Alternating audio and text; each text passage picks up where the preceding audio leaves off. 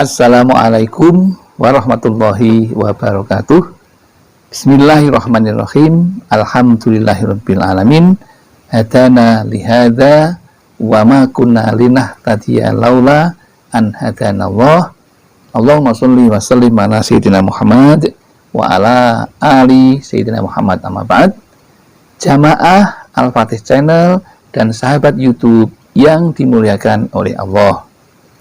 Senang sekali hari ini kita dipertemukan oleh Allah dalam keadaan sehat walafiat.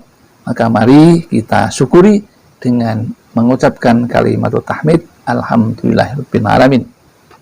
Sholawat dan salam semoga tercurah kehadiran baginda Rasulullah Sallallahu Alaihi Wasallam, Nabi yang kita cintai dan kita ikuti sunnah-sunnahnya. Selanjutnya, seperti biasa, ingin kami berbagi kepada saudara-saudaraku dengan harapan apa yang kami bagikan itu menambah keimanan dan ketakwaan serta keberkahan hidup kita. Adapun judulnya adalah akibat berdoa seperti ini, hajat Anda sulit diijabah Allah Subhanahu wa Ta'ala. Mengapa demikian? Ternyata orang yang berdoa dengan cara seperti ini, yang pertama, ia sudah berdoa tetapi ia justru lupa. Yaitu akibat saat berdoa hati kita lalai. Lalai kepada siapa? Kepada Allah. Kepada siapa lagi? Kepada apa yang kita minta. Artinya kurang khusyuk hati kita. Kita berdoa, ya Allah, ya Allah, tapi hati kita melayang kemana-mana.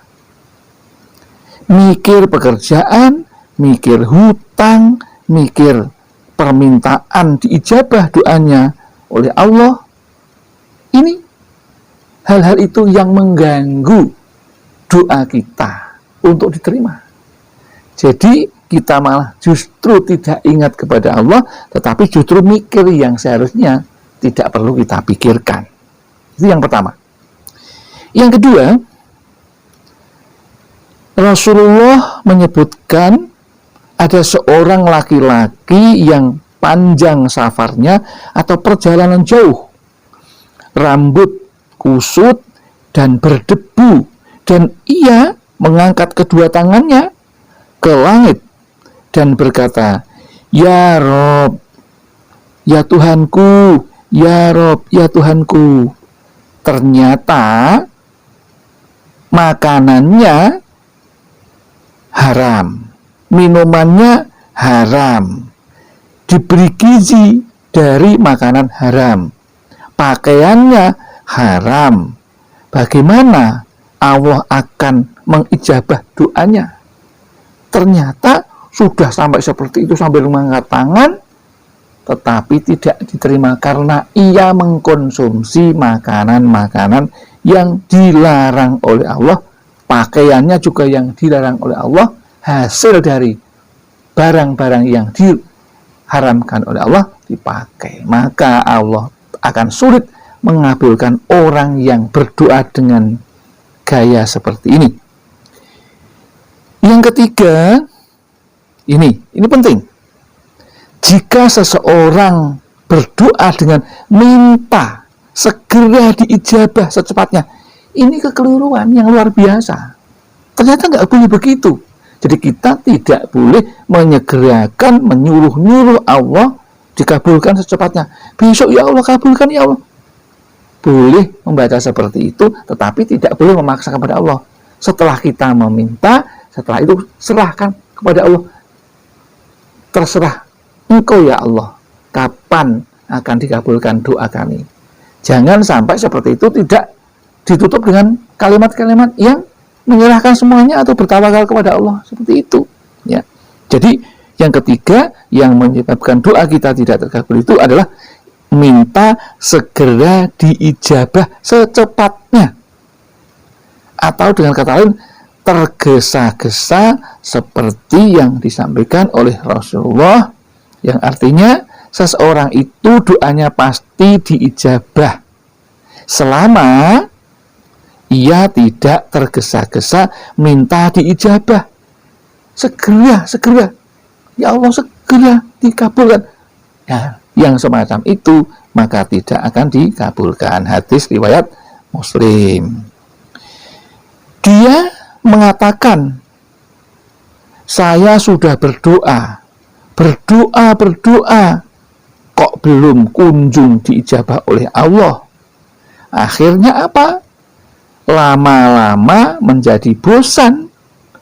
Yang demikian itu pasti tidak diijabah oleh Allah karena berdoa bosan. Siapa yang membaca seperti itu? Yang mengajari hati orang menjadi berbalik, tadinya meminta kepada Allah tetapi menjadi bosan. Itulah karena orang yang tergesa-gesa ingin dikabulkan hajatnya, kemudian setan datang dan mengganggunya. Akhirnya putus asa dan tidak mau berdoa. Maka bagaimana berdoa itu? Maka seharusnya orang berdoa itu yang pertama, jangan sampai keinginan terbesar kita diijabah. Bila datangnya terlambat, terus suudon dengan Allah. Padahal Nabi sudah mengatakan kita tidak boleh bersuudon kepada Allah kecuali yang baik. Jadi kalau kita bersuudon kepada Allah yang jelek, maka itu akan menjadi doa kita. Terus yang kedua, bagaimana saat kita berdoa? Yang penting kita berdoa, masalah ijabah terserah Allah kapan yang paling tepat menurut Allah itu. Jadi yang penting seperti itu, bukan kita memaksa-maksa kepada Allah. Ya. Nah, oleh karena itu, apa yang kami sampaikan mudah-mudahan bisa diterima dengan baik, sehingga kita berdoanya tidak memaksa-maksa Allah atau tidak meminta dengan disegerakan, karena Allah juga tidak suka dengan hal yang semacam itu. Jadi akibatnya tidak dikabulkan Allah Subhanahu wa taala. Akhirul kalam, ada kekurangan, kekhilafan, kami mohon maaf yang setulus-tulusnya. Assalamualaikum warahmatullahi wabarakatuh.